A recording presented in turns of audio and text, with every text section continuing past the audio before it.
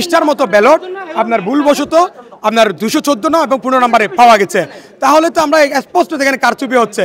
আমরা মন স্থির করে বাসা থেকে এখানে ভোট কেন্দ্রে এসেছি, কিন্তু জয় পরাজয় যেটাই হোক আমরা আমাদের শিক্ষার্থীদের কল্যাণে শিক্ষার জন্য কাজ করে যাব। কয়েক সেকেন্ডের মধ্যে যদি আপনার কালি উঠে যায়, একজন ভোটার একাধিকবার কিন্তু কি ভোট দিতে পারবে। চাকসু নির্বাচনকে সকল বিতর্কের ঊর্ধ্বে রেখে তারা একটা সুষ্ঠু গ্রহণযোগ্য নির্বাচন উপহার দিবে, কিন্তু আমরা দেখলাম তারা কোনো শিক্ষাই গ্রহণ করেনি, বরঞ্চ এখানে আর খারাপভাবে এরা আমাদের নির্বাচনটাকে পরিচালনা করছে। বর্জন করার জন্য আসিনি, আমরা কিন্তু শিক্ষার্থীদের হয়ে কাজ করার জন্য এসেছি। আমরা মনে করি যে চাকসুর মাধ্যমে যদি আমরা জয়ী হতে পারি, আমাদের শিক্ষার্থীদের পাশে আরো বেশি করে তাকানো যাবে। আমরা মন স্থির করে বাসা থেকে এখানে ভোট কেন্দ্রে এসেছি, কিন্তু জয় পরাজয় যেটাই হোক আমরা আমাদের শিক্ষার্থীদের কল্যাণে শিক্ষার জন্য কাজ করে যাব।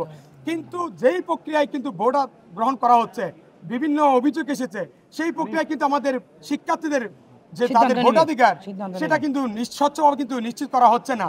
এখানে কিন্তু যে আমরা অভিযোগগুলো উঠে এসেছে শিক্ষার্থীর মধ্যে থেকে, তাহলে যেখানে শিক্ষার্থীরা তাদের ভোটাধিকার সঠিকভাবে প্রয়োগ করতে পারছে না, যেখানে অনিয়ম হচ্ছে, যেখানে কারচুপির সম্ভাবনা তৈরি হয়েছে, তাহলে এই ফলাফলকে আসলে কতটুকু মেনে নেওয়া যায় সেটা আমরা এখন চিন্তা করছি। আমরা তো এই যে বিভিন্ন অভিযোগ এসেছে, যে আপনি দেখেন আমাদের বলা হয়েছিল নির্বাচন কমিশনের পক্ষ থেকে ডাকসু এবং জাকসুর পর শিক্ষা নিয়ে যে অনিয়ম, যে কারচুপির অভিযোগ এসেছে, সেখান থেকে আমাদের চাকসু নির্বাচন কমিশনার কিন্তু শিক্ষা নিয়ে একটা সুস্বচ্ছ সুষ্ঠু গ্রহণযোগ্য নির্বাচন আমাদের উপহার দিবে।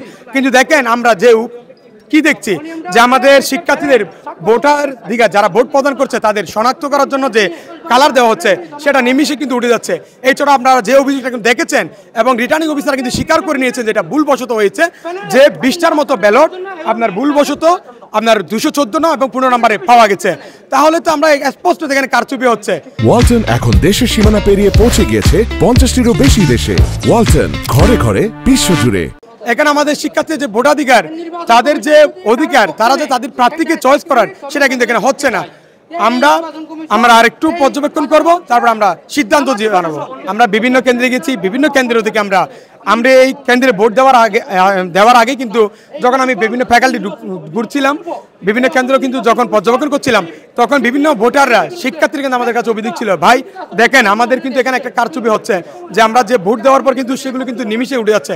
তখন আমি ভোট দেওয়ার পর কিন্তু আমার কোনো কালই নেই এখানে। আমি কিন্তু আপনাদের সামনে এখন ভোট দিয়ে নামলাম, এখানে আমি কোনো সাবান লিকুইড কিচ্ছু ব্যবহার করার সুযোগ নেই, আমার মোবাইল পর্যন্ত রাখাই দেওয়া হয়েছে। সেখানে কয়েক সেকেন্ডের মধ্যে যদি আপনার কালি উঠে যায়, একজন ভোটার একাধিকবার কিন্তু কি ভোট দিতে পারবে, কারচুপির একটা সম্ভাবনা রয়েছে।